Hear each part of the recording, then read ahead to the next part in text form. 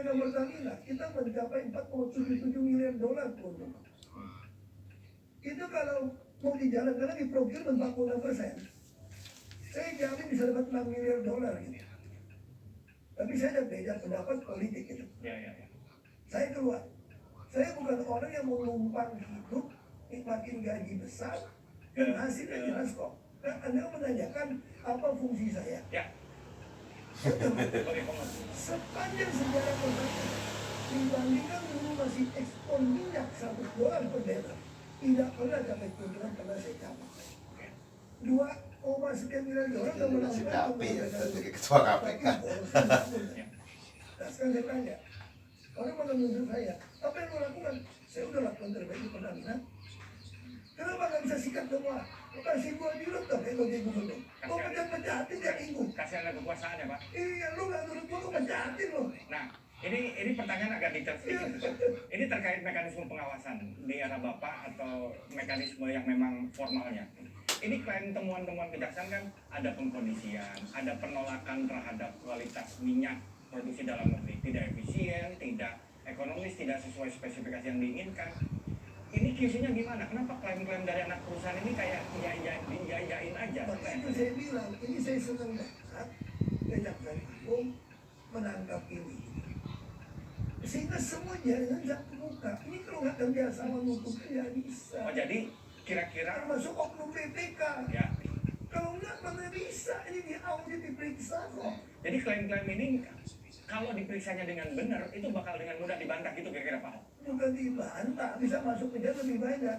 Kalau saya jadi jaksa agung, sorry Pak jaksa agung ya, mohon maaf ini, saya akan telusuri uang dari si pengadaan supplier itu kemana, duitnya kemana. Kalau Anda tarik cash saja saya tangkap.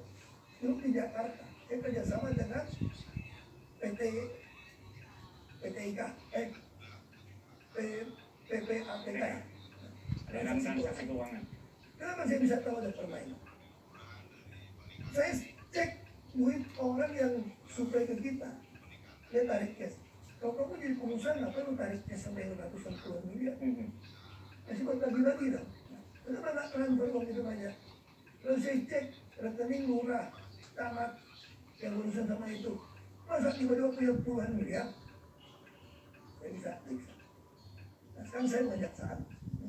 Periksa dong, semua dana yang keluar dari bank kan semua bank kan jelas. Jadi maksud Pak Ahok adalah bahwa Pak Ahok juga mendengar ada klaim-klaim bahwa ini tidak efisien, tidak ekonomis, tidak sesuai spek sehingga impor. Oke, saya lakukan post optimalisasi. Lalu mereka bayangin saja Bang Nel, dia nggak lakukan di Tuban, dia lakukan di Pulau Nipah. Saya maki-maki. Jadi mereka geser? Iya. Ke Nipah ngapain dekat Singapura bersaing? Lu bullshit lu bilang. Lu taruh ke Tuban, di tengahnya Indonesia.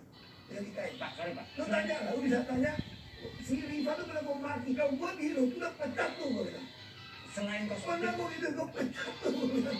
Selain cost optimization, apalagi Pak yang pernah Bapak lakukan? Karena mendengar bahwa ada pengkondisian supaya impor, ada klaim-klaim bahwa minyak dalam negeri nggak sesuai spek jadi kita harus impor. Selain cost optimization, Saya apalagi yang bawa Bapak lakukan? seluruh tim procurement dengan konsultan membuat digitalisasi seluruh procurement, termasuk kerjasama LKPP, direksi Ngeleplan, untuk membuat di LKPP ada kasih dulu di LKPP itu ada satu halaman khusus PKI.